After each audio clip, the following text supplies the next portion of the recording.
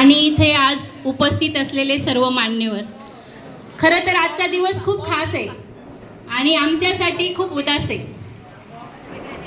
काल परवा साहेब तिडके साहेब शाळेत आले होते आणि ते म्हटले की आम्ही मागच्या वर्षापासून काउंटडाऊन सुरू केलेलं होतं मॅडमच्या रिटायरमेंटचं, आणि मॅडम पण 365 दिवस राहिले, 364 दिवस राहिले, रोज सांगायचे आम्हाला।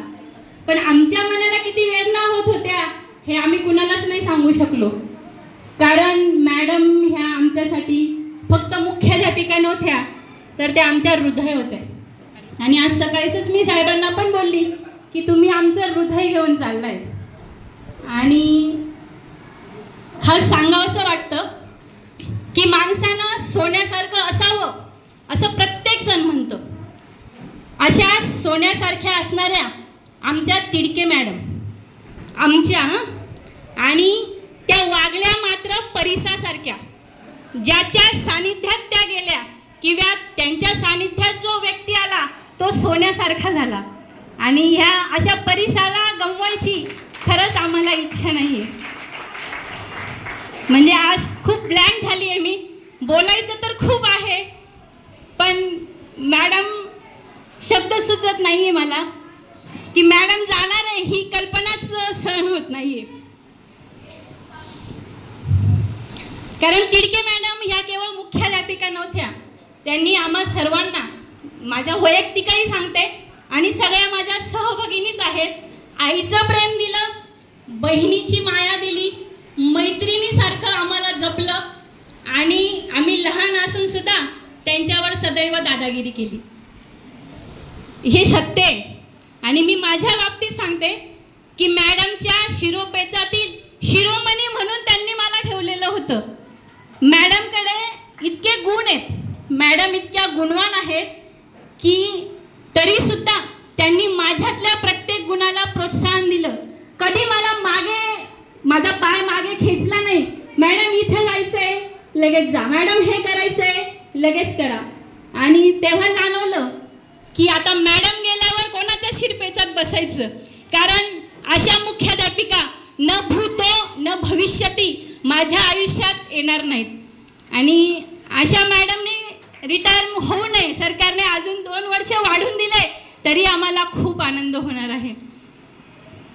मॅडम तिडके मॅडम ह्या जगण्याचं नवं तत्वज्ञान त्यांच्या कार्यकर्तृत्वातून कळालं। आयुष्याच्या तिनिवा व संवेदनांच्या जाणीवा ह्या त्यांच्या कार्यकर्तृत्वातून उमगल्या आणि गेल्या 10 वर्षापासून लाभलेल्या मुख्याध्यापिका ह्या आमच्या तिडके मॅडम। खरं तर त्यांनी मुख्याध्यापक म्हणून आम्हाला कधीच वागवलं नाही आणि आम्हीही त्यांना मुख्याध्यापिका म्हणून कधीही बघितलं नाही। खुर्ची प्रत्येकाला मिळते, परंतु ही खुर्ची थोड्या क्षणांसाठी असते हे त्या खुर्चीवर बसणाऱ्याने जाणीव ठेवून बसावं। हे मी अर्थात ते चुकीचंही असू शकेल पण माझं मत मांडते, कारण प्रत्येकाला सेवानिवृत्त व्हायचं आहे आणि सेवानिवृत्त झाल्यानंतर आपल्या कार्याचा जर उदो झाला आणि आपल्या पश्चात 4 लोकांनी आपल्याला चांगलं म्हटलं ना तरच त्या खुर्चीचा सन्मान होऊ शकेल आणि तो मॅडमने सार्थ ठरवलाय। खूप केंद्रात किंवा सगळीकडे त्यांना म्हणायचे मॅडम तुमचा लोकशाही कारभार आहे, परंतु हा लोकशाही कारभारच मुख्याध्यापकांनी आदेश दिला म्हणून आम्ही कधीही काम केलं नाही। त्या आमच्या हृदयात होत्या, त्यांच्यासाठी काम करायचं आहे, शाळेसाठी डिवोशन द्यायचं आहे म्हणून आम्ही सगळे लगेच तयार व्हायचो। मॅडमनी तिकडे शब्द दिला की आमची इकडे तयारी असायची आणि पाय त्यांचे सदैव जमिनीवर आणि आकाशात कायम त्यांनी भरारी घेतली आणि सगळ्यांना भरारी घेण्यासाठी प्रोत्साहन देखील दिले। मॅडमने आयुष्यात भरपूर संघर्ष केला आहे, सर्व जाणतातच। आयुष्यात त्यांच्या अनेक खडतर वेळ पण आली, ती त्यांनी निभावून पण नेली आहे आणि यशस्वीरित्या त्यांनी त्यांची ही सर्व्हिस पूर्ण केलेली आहे। पण तिडके साहेबांना आणि रोहन आणि राजस यांना आवर्जून आणि माफी मागून सांगते की आता तुमची टर्न आहे, तुम्ही मॅडमला सदैव सुखात ठेवा आणि जर आम्हाला ऐकू आलं की मॅडमला काही त्रास होतोय तर आम्ही घरी येऊन ठाण मांडून बसणार। त्रास म्हणजे जास्त काम तुम्ही लावू नका, एवढंच मला सांगायचंय। अर्थात मॅडम सदैव म्हणायच्या की असा जोडीदार मला मिळाला आहे की मी खरंच नशीबवान आहे आणि त्या जोडीदारास त्यांना सदैव अभिमान देखील वाटायचा.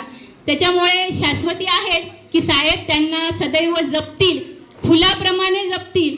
पण आमच्या शाळेतली जी उणीव आहे, आमच्या शाळेतली जी खुर्ची आहे ती उद्यापासून रिकामी असणार. आणि एक आवर्जून सांगते की मॅडम जेव्हा दिवस काउंटडाऊन करत होत्या ना साहेब आणि मॅडम, मला कधीही जाणीव झाली नाही. परंतु मॅडम मागच्या महिन्यात 8 दिवस रजेवर गेल्या मॅडमच्या ऑपरेशनासाठी. आणि जेव्हा 8 दिवस ती खुर्ची रिकामी बघितली तेव्हा जाणीव झाली की मॅडम आता खरंच रिटायर होत आहे. आणि ज्या दिवशी मॅडम परत रजा संपून आल्या ना, भावना खूप आवरून आल्या की तेव्हा मॅडमच्या गळ्यात मिठी मारून मी सांगितलं की मॅडम आज मला जाणीव झाली आहे की तुम्ही रिटायर होणार आहे. मॅडमने इतकं प्रेम दिलं आहे ना की माझ्या शब्दात मी सांगू शकत नाही. मी खूप नशिबान आहे. मला मोठी बहीण नाही आहे, मी घरात सर्वात मोठी आहे. पण मॅडमने सगळ्याच जागा भरून काढल्या माझ्या आयुष्यातल्या. सल्ला असो, मार्गदर्शन असो, प्रेम असो. आणि लहान भावं मोठ्या भावांकडून हट्ट पुरवून घेतात. ते मला कुटुंबात नाही जमलं, पण या माझ्या फॅमिलीत मी माझी ती सारी अपेक्षा पूर्ण करते. आणि मॅडमला ग्वाही देते, त्यांनी जे जे मोलाचे सल्ले, मोलाचं मार्गदर्शन मला दिलं आहे आयुष्यात ते तंतोतंत पाळण्याचा मी आणि माझा पूर्ण स्टाफ प्रयत्न करू. पण आम्हाला वारंवार तुम्ही भेटायला येत जा एवढीच विनंती करते. आम्हाला पोरकं करून चालला आहात, पण पोरकं करू नका. निदान तुमचा एक फोन, 1 तासाचा आठवड्यातला वेळ शाळेत द्या, घरी द्या, एवढं मात्र हक्काने सांगते. कारण हा मायाचा हात मला शेवटपर्यंत हवा आहे. मला मुख्याध्यापिका म्हणून मी आज बोलत नाही आहे आणि मी बोलायला लागले तर खूप वेळ लागणार आहे मॅडमच्या अनुभवांवरून, पण थांबते. पण तरी आग्रहाने मॅडमला सांगते की माझ्यावरचा मायेचा हात हटायला नको. हा माझा हट्ट आयुष्यभर पुरवा. धन्यवाद. खूप खूप धन्यवाद मॅडम.